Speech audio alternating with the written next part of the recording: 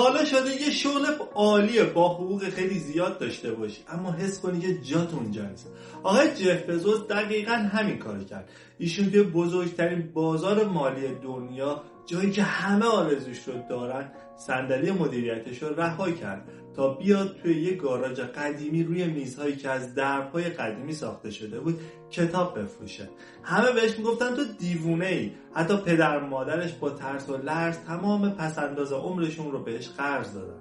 اما آقای جف چی میدید که بقیه نمیدیدن؟ چطوری یه آدم از فروختن یه دونه کتاب به جایی رسید که الان هر ثانیه اندازه حقوق چند سال یک کارمند درآمد داره؟ امروز میخوایم داستان واقعی و مستند مردی رو بگیم که سبک زندگی همه ما رو عوض کرد.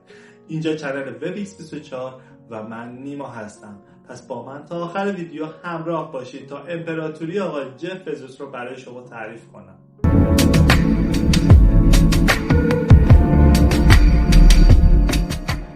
آقای جف بزوس در سال 1964 در نیو مکزیکو به دنیا آمد. جالبه بدونید که اسم اصلیش جف بزوس نبود. ایشون با نام جفری یورگنس متولد شد. پدر واقعیش یک سیرک باز دوره‌گرد بود که خیلی زود خانواده را رها کرد. وقتی جف فقط 4 سالش بود، مادرش با یک شخص به نام مایک بزوس ازدواج کرد که یک مهاجر با اراده کوبایی که با دست خالی به امریکا آمده بود. مایک جف رو به فرزندی قبول کرد و فامیلی خودش رو به ایشون داد و آقای جف تا 10 سالگی اصلا نمیدونست که مایک پدر واقعیش نیست. ایشون تابستونها رو توی مزرعه پدر بزرگش میگذروند. همونجا بود که یاد گرفت چطوری وقتی چیزی خراب میشه به جای قصه خوردن ابزار دستش بگیره و تعمیرش کنه. پدر بزرگش بهش گفته بود مهربون بودن از باهوش بودن سخت‌تره، جمله‌ای که آقای جف هیچ وقت فراموش نکرد و آقای جف توی مدرسه همیشه نابغه بود. بعد هم رفت دانشگاه پرینستون و با بالاترین نمره‌ها توی رشته کامپیوتر فارغ التحصیل شد. ایشون توی نیویورک یک شغل مدیریتی عالی داشت، اما یک روز یک عدد عجیبی رو دید. استفاده از اینترنت 25 برابر رشد کرده. اون زمان اینترنت مثل الان نبود. خیلی اصلا نمیدونستن چیه. آقای جف بزوس یک لیست از 20 تا از محصولات درست کرد که بشه اینترنتی فروخت، از CD گرفته تا لباس. اما آخرش رسید به کتاب. چرا؟ چون کتاب تنوعش بی‌نهایت بود.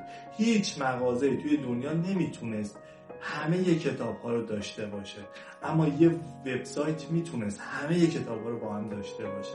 و آقای جف با همسرش مکنزی وسایلشون رو جمع کردن و راهی سیاتل شدن تا توی یک گاراژ آمازون رو استارت بزنن. پول اونا خیلی کم بود و جف به جای خرید میزهای گران قیمت رفت درب‌های چوبی دست دوم خرید و با 4 تا پایه تبدیلشون کرد به میز کار. اولین کتابی که فروختن یک کتاب علمی خیلی سخت بود و آقای جف یک زنگ توی اتاق گذاشته بود که هر بار فروش انجام میشد اون صدا میکرد. اوایل همه خوشحال میشدن، اما بعد از یه ماه زنگ انقدر تون صدا میکرد که همه کلافه شدن و قطعش کردن. اونا توی همون ماه اول به 45 تا کشور دنیا کتاب فرستادن. مکنزی خودش حسابدار بود و جف خودش بسته ها رو به اداره پست میبرد. اونا از هیچی نترسیدن چون جف یک اصل داشت: من نمیخوام 80 سالم بشه و حسرت بخورم که چرا امتحانش نکردم. فکر نکنید همه چیز همیشه عالی بود. سال 2000 شرکت تا مرز نابودی رفت. حتی آقای جف یک گوشی موبایل به اسم فایرفون ساخت که شکست خیلی بدی بود و میلیون ها دلار ضرر داد. اما آقای جف میگفت که اگه شکست نخوردی یعنی داری در جا میزنی.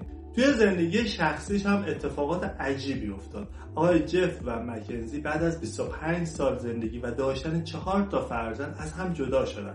این طلاق برای آقای جف 38 میلیارد دلار آب خورد.